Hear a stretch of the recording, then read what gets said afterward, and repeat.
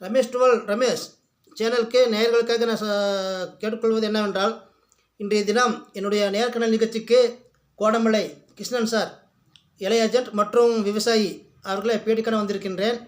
அண்ணா வணக்கண்ணா. வணக்கம். அண்ணா, நீங்கள் இந்த துறையில் எத்தனை வருஷமே இருக்கீங்க? அது இந்த இளைய ஏஜென்ட்டு 25 வருஷமாக நான் பண்ணிட்டு இருக்கேன். 25 வருஷமாயிருச்சு. நல்லா 25 வருஷம் போயிருக்கோன்னா அப்போ நல்ல சர்வீஸ் தான். நிறைய கஸ்டமர்ஸ் எல்லாம் இருக்காங்களா? இருக்காங்க. இதில் இடையில ஏதாவது ஒரு நட்டப்பட்டு சோர்வடைஞ்சிருக்கீங்களா? அப்படின்னா எப்படிங்க?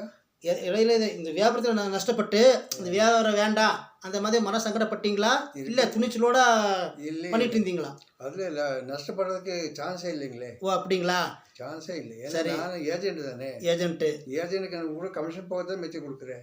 எனக்கு எப்படி நஷ்டம் வரும்? பரவாயில்ல, உண்மையில சொல்லியிருக்கீங்க. ஒவ்வொருத்தருக்கு மழை காலத்தில் நஷ்டம் வரும் அப்படின்னு சொல்லுவாங்க. உண்மை, அதுவும் பிரச்சனை இல்லை. அப்புறம் விவசாயம் ஓரளவு பண்ணுறீங்களா? தேயிலை தோட்டம் பண்ணிட்டு இருக்கீங்க.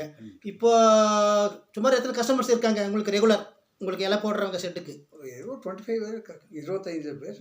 அது பெர்மனெண்ட்டு இல்லை? வெளியூர்ல இருந்து இலை வருமா? பக்கத்து ஊர்ல இருந்து எல்லாம்? இல்லை, எங்கள் ஊர் மட்டும். உங்கள் ஊரை மட்டும் தான். நீங்கள் பக்கத்து ஊருக்கெல்லாம் வாகனம் கொண்டு போய் ஒன்றும் அப்படியே ஒன்றும் இல்லை? அப்படியெல்லாம் ஒன்று உள்ளே வீட்டில் தான் வர்றது அப்படியே கொடுக்குறது. இப்போ உங்களுக்கு வருது, உங்களுக்கு போதுமானது. உங்கள் கஸ்டமர் நல்லபடியாக பார்த்தா நல்லா இருக்கும். சரி ஐயா, கடைசி ஒரு கேள்வி. இப்போ என்னோடய சேனலுக்கு நீங்கள் இப்போ என்ன சொல்கிறீங்க? இந்த மாதிரி பேட்டி கண்டு எல்லாத்துக்கும் கொஞ்சம் நல்லதாக இருக்குது. ரமேஷ் அவருக்கு வணக்கம். இவ்வளோ நேரத்தை ஒதுக்கி நீங்கள் வியாபாரத்தை விட்டு எனக்காக நேரம் ஒதுக்கி பேட்டி கொடுத்ததுக்கு ரொம்ப வணக்கங்க ஐயா. வணக்கம் ரமேஷ்.